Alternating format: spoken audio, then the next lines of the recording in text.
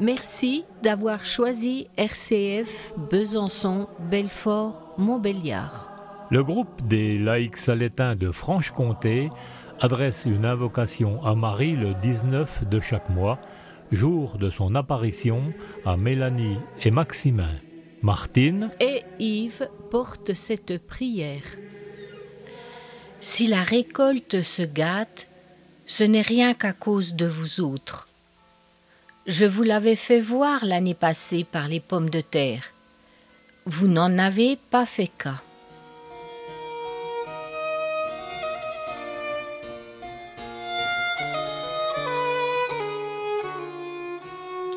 En Genèse au chapitre 1. Dieu créa l'homme à son image. À l'image de Dieu, il le créa. Il les créa, hommes et femmes. Dieu les bénit et leur dit : Soyez féconds et multipliez-vous. Remplissez la terre et soumettez-la. Dieu dit encore : Je vous donne toute plante qui porte sa semence sur toute la surface de la terre, et tout arbre dont le fruit porte sa semence. Telle sera votre nourriture. Et ce fut ainsi. Et Dieu vit tout ce qu'il avait fait. Et voici, cela était très bon.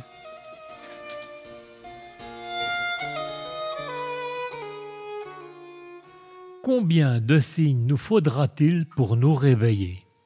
Au temps de l'apparition de la belle dame à la Salette, les signes étaient là. Entre années de sécheresse et années d'inondation, les terres se sont appauvries et les hommes n'ont pas voulu voir le drame qui se profilait. Au même titre que l'homme a besoin de reprendre des forces, la terre a besoin d'être respectée et non surexploitée. Marie dit : vous n'en faites pas cas. Elle est choquée par nos habitudes. Elle vient nous dire que nos décisions ont des conséquences qu'il ne faut pas prendre à la légère. Sur la montagne, elle attire notre attention sur notre rapport avec Dieu, aux autres, au monde et à nous-mêmes. L'invitation de Marie à faire cas, c'est par rapport à la nature.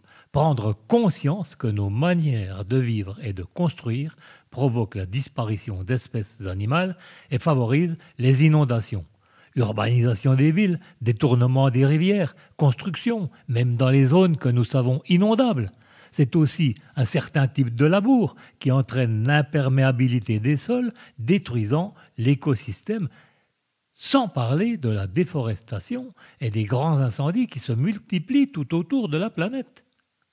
Mais n'oublions pas qu'il y a des agriculteurs qui sont très soucieux de la biodiversité, du respect de la terre. Dieu n'est pas responsable des résultats de nos choix. Ce sont des signes qui devraient nous alerter. Marie nous invite à faire cas, nous aussi, des événements. L'importance d'oser regarder en face les situations, de prendre des engagements, de consommer responsable en soutenant des producteurs respectueux.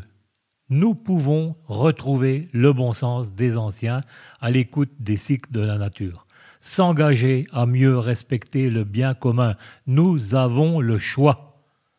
Aimer comme Jésus a aimé et nous aime malgré tout, comme semble nous signifier le marteau et les tenailles du crucifix, nous pouvons continuer d'enfoncer les clous, mais aussi briser les chaînes de l'injustice, de l'indifférence, de la mort avec les tenailles. Choisissons donc la vie.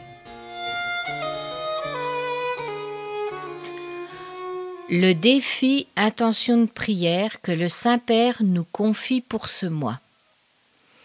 Prions pour que les malades en phase terminale, ainsi que leurs familles, bénéficient toujours d'un accompagnement médical et humain de qualité. Marie, à la Salette, tu pleures sur notre monde d'aujourd'hui.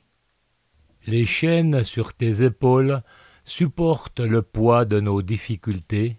Sur la croix de ta poitrine, le marteau témoigne de notre violence et les tenailles de notre repentir.